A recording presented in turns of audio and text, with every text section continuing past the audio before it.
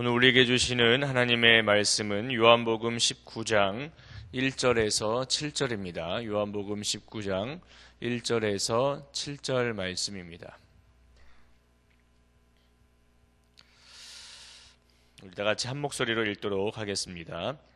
이에 빌라도가 예수를 데려다가 채찍질하더라. 군인들이 가시나무로 관을 엮어 그의 머리에 씌우고 자색 옷을 입히고 앞에 가서 이르되 유대인의 왕이여 평안할지어다 하며 손으로 때리더라. 빌라도가 다시 밖에 나가 말하되 보라, 이 사람을 데리고 너희에게 나오나니 이는 내가 그에게서 아무 죄도 찾지 못한 것을 너희로 알게 하려 함이로라 하더라.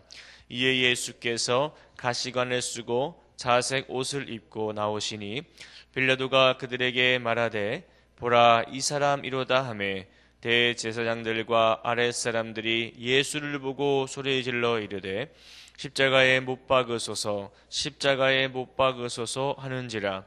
빌라도가 이르되 너희가 친히 데려다가 십자가에 못 박으라. 나는 그에게서 죄를 찾지 못하였노라. 유대인들이 대답하되 우리에게 법이 있으니 그 법대로 하면 그가 당연히 죽을 것은 그가 자기를 하나님의 아들이라 함이니이다. 빌라도가 이 말을 듣고 더욱 두려워하여 다시 관정에 들어가서 예수께 말하되 너는 어디로부터냐 하되 예수께서 대답하여 주지 아니하시는지라. 아멘. 요한복음 전체의 메시지는 진리가 무엇인가, 이 물음에 대한 답이라고 할 수 있을 것입니다. 요한복음의 특징 중에 하나가 에고 에이미 나는 뭐뭐시다라고 하여 예수 그리스도께서 자신에 대하여 하신 말씀이 특징인데, 그것이 바로 진리가 무엇인가에 대한 답이기도 할 것입니다.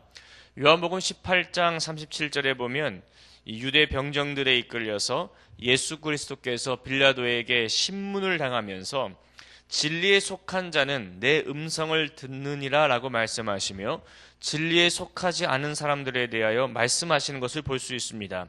이 말을 들은 빌라도는 진리이신 예수 그리스도 앞에서 진리가 무엇이요? 라고 묻게 되는 겁니다.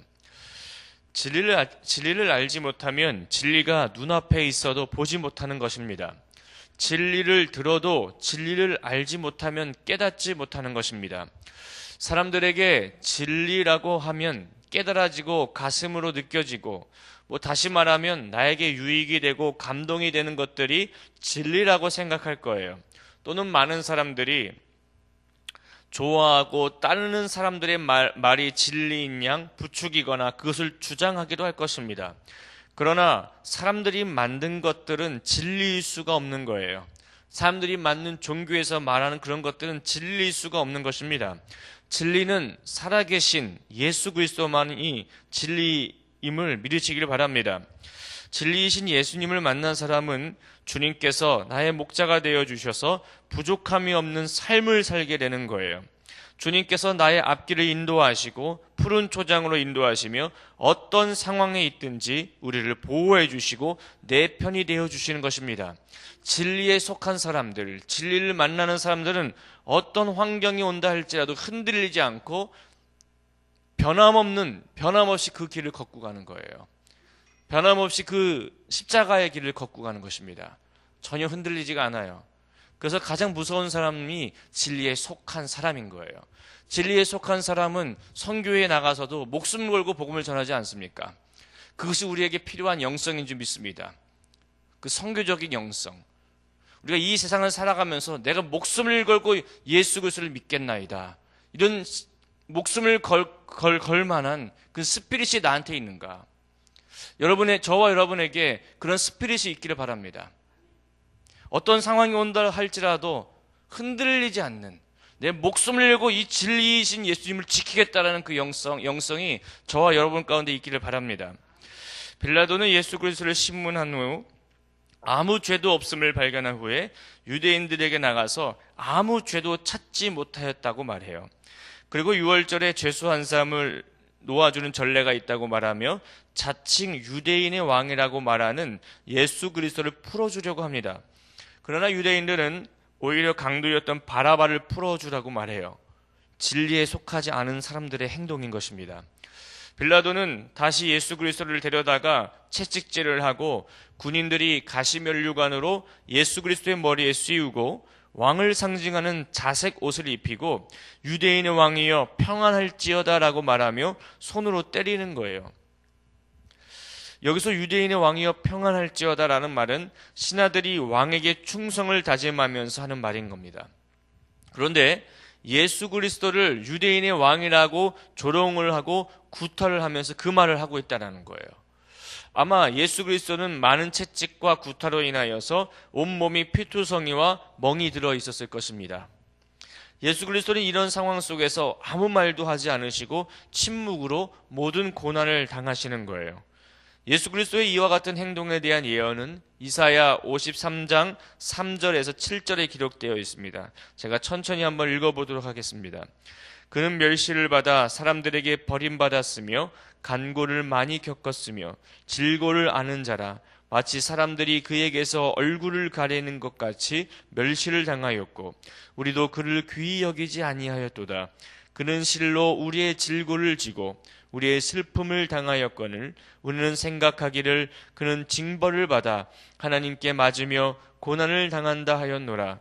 그가 찔림은 우리의 허물 때문이요 그가 상함은 우리의 죄악 때문이라. 그가 징계를 받음으로 우리는 평안을 누리고 그가 채찍에 맞음으로 우리는 나음을 받았도다. 우리는 다 양 같아서 그릇 행하여 각기 제 길로 갔거늘 여호와께서는 우리 모두의 죄악을 그에게 담당시키셨도다. 그가 곤욕을 당하여 괴로울 때에도 그의 입을 열지 아니하였으며 마치 도수장으로 끌려가는 어린 양과 털 깎는 자 앞에서 잠잠한 양같이 그의 입을 열지 아니하였도다. 아멘. 예수 그리스도는 구약의 예언, 즉 하나님의 뜻을 성취하시기 위하여 그렇게 침묵으로 고난을 당하신 것입니다. 우리는 여기서 알 수 있는 것은 하나님의 뜻을 알면, 하나님께서 주신 그 사명을 알면 나를 힘들게 하거나 괴롭히는 상황을 이길 수 있다는 것입니다. 사명이 크면 클수록 내 앞에 있는 문제들이 나에게 영향을 줄 수 없다는 거예요. 여러분들은 어떤 문제 가운데 있습니까? 어떤 고난 가운데 있습니까? 여러분에게 사명이 있습니까? 하나님의 뜻을 발견하셨습니까? 하나님의 뜻인 사명을 발견할 때에 여러분의 문제와 고난은 더 이상 여러분을 괴롭히지 못하게 될 것입니다. 더 이상 여러분은 요동하지 않을 것입니다. 오늘 하나님 앞에 기도할 때에 주님께서 나에게 주신 사명이 무엇입니까? 라고 기도하시길 바라요. 그 사명을 발견할 때에 내 생각과 마음을 공격하는 것들로부터 자유롭게 될 것입니다. 흔히 우리 그리스도인들에게는 분명한 비전이 있을 거야, 분명한 꿈이 있을 거야 라고 하시는데 오해인 것 같아요. 사람들을 만나고 물어보면은 약간 당황할 때가 있습니다. 분명 그 비전의 길을 걸어가고 있는데 비전이 뭔지 모르겠습니다 라고 말하는 사람들을 보게 됩니다.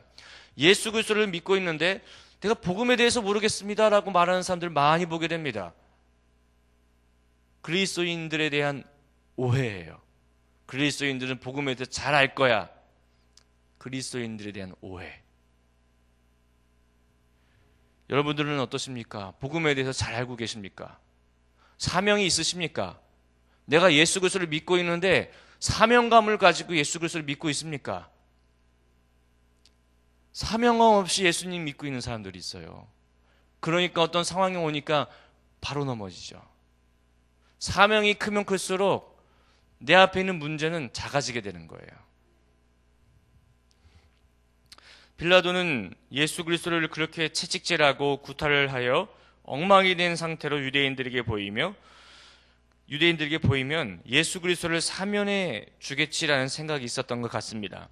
그러나 그곳에 있던 대제사장들과 아랫사람들이 예수를 보고 소리 지르며 십자가에 못 박으소서라고 외치는 겁니다. 그러자 빌라도는 너희가 친히 데려가서 십자가에 못 박으라라고 말해요. 빌라도는 계속해서 회피하려고 합니다. 왜냐하면 마태복음 27장 19절에 보면 빌라도의 아내가 꿈을 꿨는데 꿈속에서 그 사람으로 인하여 애를 많이 태웠다고 말하며 저 옳은 사람에게 아무 상관도 하지 말라고 얘기한 것이 영향이 있었던 것 같습니다. 또한 유대인들의 민심을 잃지 않기 위해서인 것 같아요. 그러나 그들은 자신을 하나님의 아들이라 하였기에 법대로 하면 그는 당연히 죽는 것이 마땅하다라고 합니다. 여기까지가 오늘 본문의 이야기인 겁니다. 사랑하신 여러분, 진리를 알지 못하는 사람들의 행동은 자신의 뜻보다 사람들의 말들이 더 중요한 것이에요. 자신이 서 있는 권력의 위치가 더 중요한 것이에요. 권력의 이름으로 얘기합니다. 그것이 진리인 양. 좋은 관계를 이루면서 관계를 근거로 하여 얘기합니다. 진리인 양. 명예를 가지고 얘기합니다. 명예를 근거를 가지고 얘기하니까 진리인 양 얘기하는 거예요. 그런 건 다 진리가 아니에요. 여러분들 예수 그리스도를 믿으면서 어떤 일을 하면서 내 생각과 내 판단으로 하지 마십시오. 사람들의 말과 판단으로 결정하지 마십시오. 하나님께 묻고 결정하십시오. 하나님께 나와서 기도하고 하나님이 주신 말씀 붙잡고 하십시오. 그러면 누가 뭐라고 해도 흔들리지가 않아요. 누가 뭐라고 해도 마음에 상처 입지 않아요. 왜 힘들고 어렵고 머리 아파요 그런지 아십니까? 내 안에 말씀이 없으니까. 하나님이 주신 말씀이 없으니까. 하나님의 뜻을 발견하지 않았으니까. 제가 예전에 신대원을 졸업하고 나서 또 공부를 하고 싶어서 어떤 학교를 가고 싶었어요. 여기 가고 저기 가고 여기 이렇게 알아봤는데 선배한테도 물어보고 막 물어봤는데 야 거기 왜 가지 마 막 그러고 하니까 막 머리만 아프고 막 그런 거예요. 그래서 그 당시에 그 신대원에서 수련회가 있었는데 저는 굳이 수련회 가지 않아도 되는 그런 이제 차수였어요. 근데 너무 머리가 아프고 복잡하니까 그 수련회에 갔습니다. 가서 말씀을 듣고 하니까 명확하게 딱 말씀해 주시더라고요. 그때부터 누가 뭐라고 해도 흔들리지가 않아요. 누가 해도 요동하지가 않아요. 나의 삶 속에서는 그런 것들이 많이 있습니다. 누가 뭐라고 해도 흔들리지 않고 그걸 하니까 하나님께서 은혜를 주시더라고요. 그리스도인들의 삶이 그렇게 돼야 되는 것입니다. 누가 뭐라 해도 흔들리지 않는 것. 그것이 하나님의 뜻을 발견한 거예요. 그것이 진리에 속한 사람들의 특징인 것입니다. 사랑하신 여러분, 오늘 하루를 살아가실 때 예수 그리스도의 모습을 생각하며 진리 속에 거하여 하나님께서 주신 사명을 붙잡고 묵묵히 걸어가는 거룩한 주의 백성들이 되기를 바랍니다. 오늘 기도하실 때 하나님의 뜻을 발견하게 하여 주십시오. 나에게 사명을 주십시오. 그 사명 붙잡고 믿음으로 걸어가겠습니다라고 기도하시는 저와 여러분들이 되기를 축복합니다. 살아계신 하나님, 진리에 속한 사람으로서 살게 하시고 어떤 순간이 온다 할지라도 주의 말씀 붙잡고 주의 사명 붙잡고 믿음으로 승리하는 거룩한 주의 백성들이 되게 하여 주시옵소서. 살아계신 예수님의 이름으로 기도하였습니다. 아멘. 오늘은 교육에 대한 공동 기도문을 함께 교독하시겠습니다. 10년, 20년, 아니 주님 재림하실 때까지 내다보며 다음 세대를 사랑으로 품고 세워가게 하옵소서.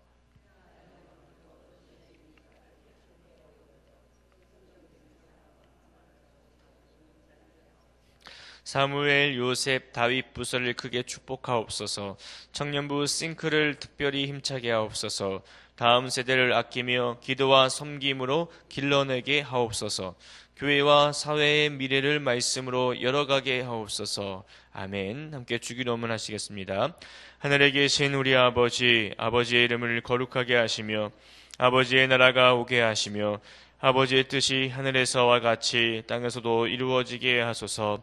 오늘 우리에게 일용할 양식을 주시고 우리가 우리에게 잘못한 사람을 용서하여 준 것 같이 우리 죄를 용서하여 주시고 우리를 시험에 빠지지 않게 하시고 악에서 구하소서. 나라와 권능과 영광이 영원히 아버지의 것입니다. 아멘. 이 시간 다음과 같은 기도 제목으로 기도드리겠습니다. 지금 들은 말씀이 내 삶으로 이어지게 하옵소서. 어제 등록한 성도들이 잘 정착하여 성숙한 그리스도인이 되게 하소서. 시애틀의 로고스 라이프 교회 및 미션 센터를 통하여 구원의 역사가 일어나게 하소서. 연말 사역 및 사무총회를 잘 준비하게 하여 주옵소서. 각 교구의 목회자와 리더들을 성령으로 붙들어 주셔서 사역 잘 감당하게 하소서. 성도들의 가정과 사업장을 축복하시어 하나님의 은혜와 평강이 넘치게 하소서. 사회, 경제, 정치적으로 안정되는 나라와 민족이 되게 하소서라고 기도하시고, 공동기도문의 기도 제목과 이 기도 제목과 각자의 기도 제목을 따라 기도하시다가 삶의 자리로 나가도록 하겠습니다. 살아계신 하나님 감사합니다.